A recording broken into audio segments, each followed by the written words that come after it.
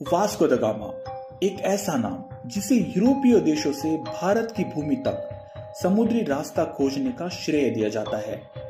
इस खोज के पीछे का उसका मकसद पूरी तरह से व्यापारिक था। 20 मई 1498 का वो दिन जब पहली बार वास्को द गामा भारत के दक्षिण में स्थित कालीकट बंदरगाह पर अपना पहला कदम रखता है। उसका यह कदम यूरोपीय देशों के लिए भारत के साथ होने वाले नए व्यापारिक रिश्तों की एक दौर थी। तो आज के इस वीडियो में हम वास्को द गामा के इसी घातक और रहस्यमय समुद्री सफर की बात करने वाले हैं। साथ ही साथ हम इसके बैकग्राउंड को भी पता करेंगे। हेलो दोस्तों, मैं हूं आनंद और आप देख रहे हैं मिस्टीरियस हिस्ट्री चैनल। दरअसल यूरोपीय कंट्रीज अरब कंट्रीज की मदद से मसाले और चाय को इंपोर्ट किया करते थे। हालांकि उन्हें इस बात की जानकारी थी कि अरबी लोग ये सामान भारत या चीन से खरीद कर उन्हें बेच रहे हैं। इसलिए आगे चलकर यूरोपीय देशों ने भारत और चीन से डायरेक्ट ट्रेड करना शुरू कर दिया।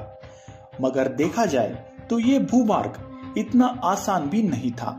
घने रेगिस्तान और खूंखार अरबी लुटेरों से भरा ये रास्ता यूरोपीय देशों के लिए कई चुनौतियों को सामने ला रहा था। लिहाजा इन जमीनी रास्तों को ज्यादा देर तक इस्तेमाल करना यूरोपीय देशों के लिए नुकसानदेह साबित हो रहा था। अब जरूरत थी एक नए रास्ते की जो इन्हें ज्यादा मुनाफे के साथ सुरक्षा भी मुहैया कराए। यही से यूरोप के देशों में भारत की ओर नए समुद्री रास्ते को खोजने की दौड़ शुरू होती है।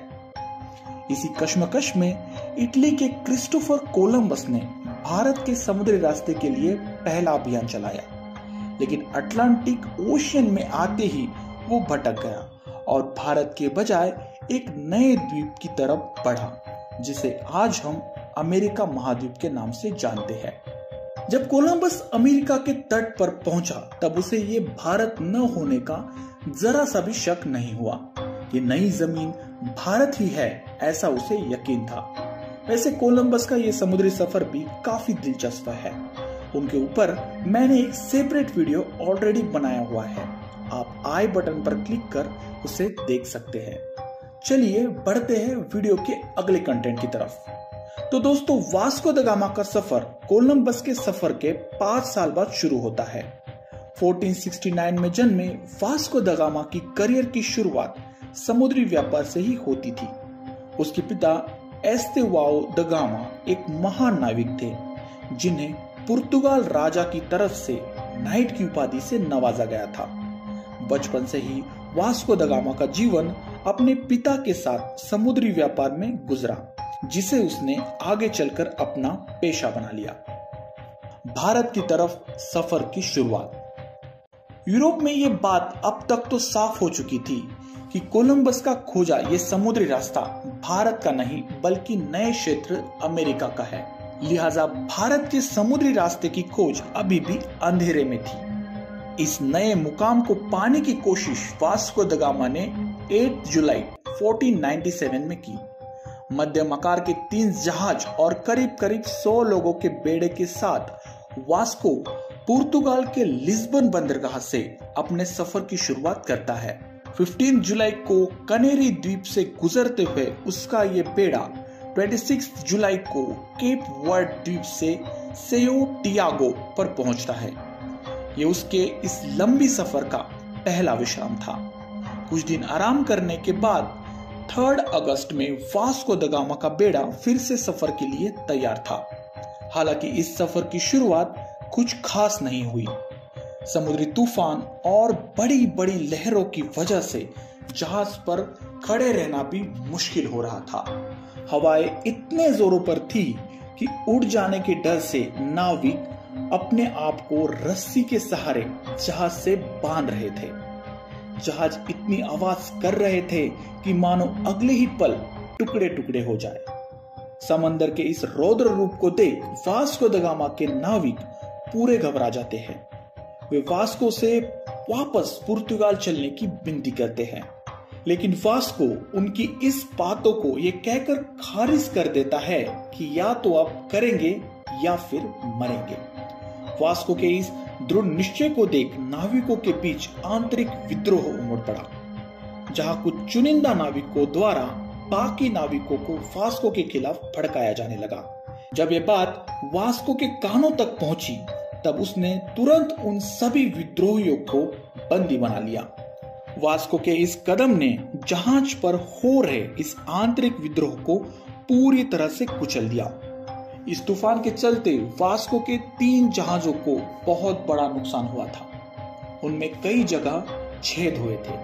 इतना ही नहीं, बल्कि जहाज में पीने के पानी की भी कमी हो रही थी।